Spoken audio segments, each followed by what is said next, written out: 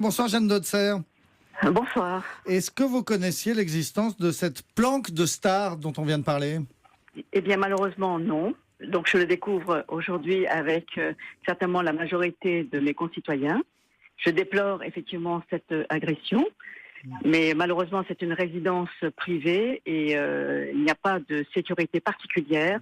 Je l'ai appris donc ce matin. Ouais. Alors depuis ce matin, justement, les chaînes de télévision du monde entier se sont installées rue Tronchet. Tout ça risque de faire beaucoup de mal à l'image de la capitale? Eh bien, évidemment, avec ce qui s'est passé avec les attentats donc en 2015, on n'avait pas besoin de cela pour redorer l'image de la France et de la capitale en particulier. Maintenant, bon, cela fait partie d'un fait divers et on espère tous que le fameux gang ou les gangs seront démantelés et arrêtés, et je fais confiance à la police. La maire de Paris, Anne Hidalgo, disait ce matin que cette agression était très rare, que ça ne remettait pas en cause la sécurité de l'espace public parisien, et elle demandait à l'opposition de surtout pas récupérer cette affaire.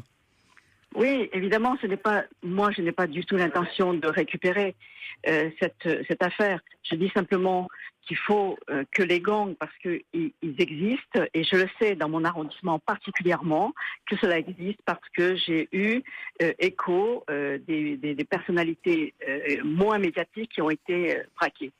Et il y a effectivement dans votre arrondissement, dans le centre de Paris, dans ce quartier qui est aussi le quartier du luxe, trop d'agressions de personnes physiques?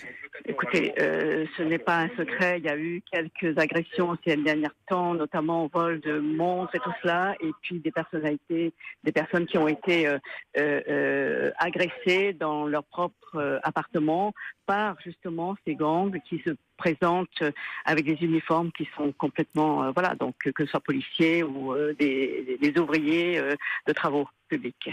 Eh bien, merci beaucoup, Jeanne Dotzer, maire du 8e arrondissement de Paris. Vous étiez en direct avec nous ce soir sur Europe 1.